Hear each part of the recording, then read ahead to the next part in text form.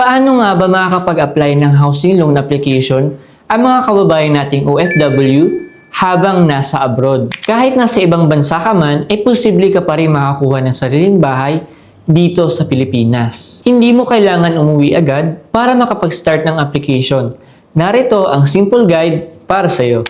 Number 1. Piliin ang bahay na pasok sa budget. Siguraduhing swak ang monthly income sa magiging monthly amortization para komportable ang magiging bayaran sa loan term. Number 2. Ihanda ang mga kailangan na requirements. Karaniwang hinihingi ang mga sumusunod: passport, valid ID, valid employer's contract, at other supporting documents. Ito ay crucial sa pag-apply ng housing loan.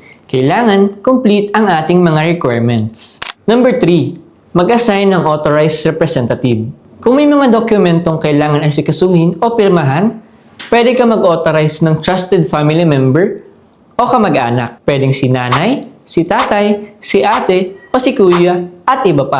Number 4. Makipag-transact sa trusted developer at real estate agent. Mas madali at mas secure ang proseso kapag may maasahan kang partner na tutulong sa iyo sa bawat hakbang ng application mo. Number 5. Regular na makipag-coordinate sa iyong real estate agent.